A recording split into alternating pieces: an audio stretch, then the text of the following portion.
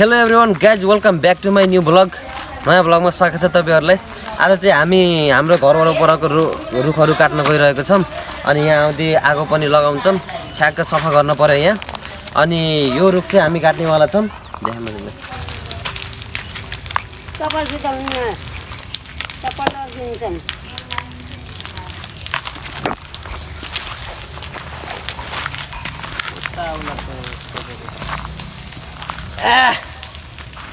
Hello hello म चाहिँ अहिले रुखमा चढिरहेको छु। रुखतिर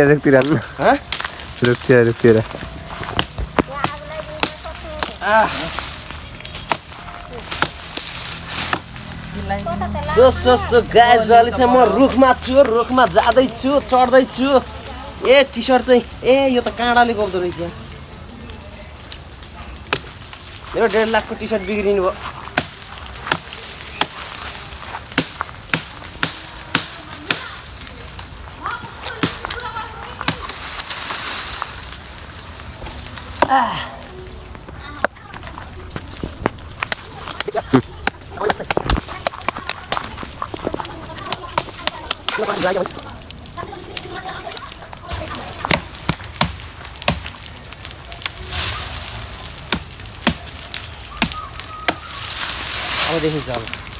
नहीं यताको फाल्न पर्छ के यताबाट खिच्छ, यताबाट दिन्छ साला वहाँ पुग्यो, यताबाट खिच्छ।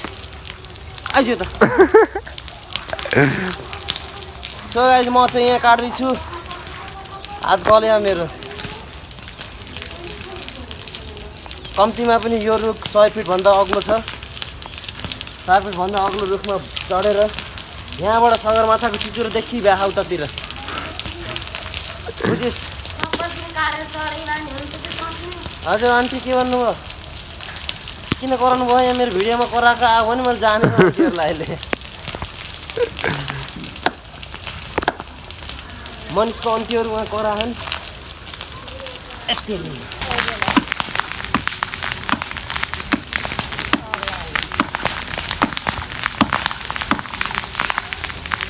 ए बरै आगोको कालो जति सब आयो।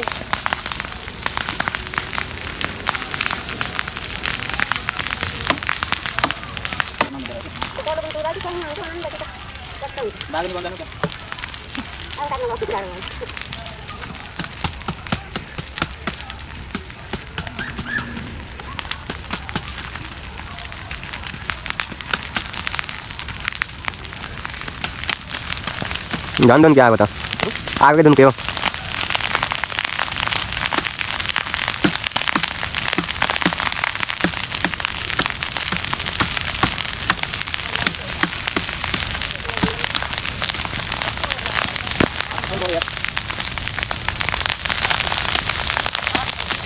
कस्तो माथि माथि उडेको रे यो?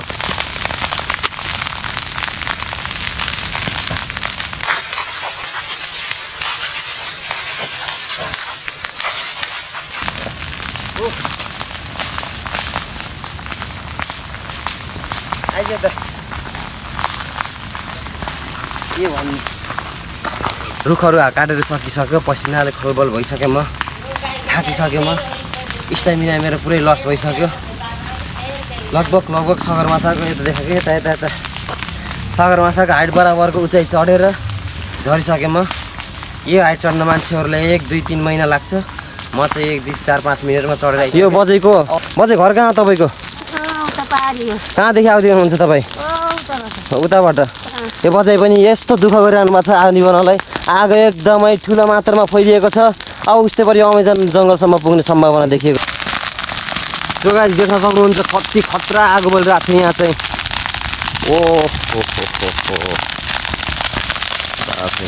आवाज चाहिँ ठुलो निस्किरहेको छ त योबाट।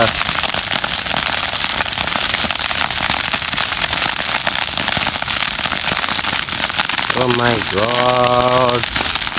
God. Pot. Shot.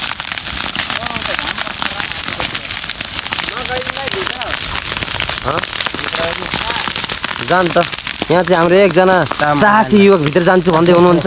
एक चाहिँ पऱ्यो उहाँ घुचाउनु भयो भने अलिकति सेतो देख्नुहुन्छ कि हल्का नराम्रो क्या बात। कहाँ म जान त ल खाली ठाउँ तँ जा त यहाँदेखि त्यो उस त के त्यहाँ फेरि त्यो घाँस छ कि फेरि जा न अडिन्छ कि त्यहाँ जा अडिन्छ त्यहाँ जा न जा सोगाजीले चाहिँ यहाँदेखि यसले यहाँदेखि चाहिँ म भित्र जान्छु भनिरहेको थियो यसले जा न जा जा जा जान्छस् त होला भित्रको गइदिँदै तँ नभएको त जो पनि जान्छ कि भाइ त्यो हावा तिमी हावा गफ नगर न तिमी माइको यो बिचाको तिमी यो बिचको यो सो गाइस आगो पनि देखियो रुख काटियो लास्ट रात गल्यो ओहो हाम्रो दाइ तिहार मान्न आउनु भइरहेको छ तिहारको बचेको चाहिँ खानेकुरा खाँदै हुनुहुन्छ हो लास्ट थके लागेको सो गाइस देख्न सक्नुहुन्छ अहिले चाहिँ रुखसुख काटेर सक्यो अनि यतातिर चाहिँ आगो बल्दैछ अनि यहाँ धेरै झाडीझुडी भइरहेको थियो अनि त्यही भएर हामीले चाहिँ यहाँ आगो पनि लगाइदिइसक्यौँ अनि हल्का सबै हुन्छ मेरो हालत देख्न सक्नुहुन्छ एकदमै फोहोरी भइरहेको छ अब चाहिँ म नुहाउन जानुपर्ने अवस्था हुन्छ अब आजको भिडियो चाहिँ के कस्तो लाग्छ हेरेर साथ दिनु होला जो नयाँ आउनुहुन्छ सेयर सब्सक्राइब लाइक कमेन्ट गर्न नबिर्सिनु होला ल बाई बाई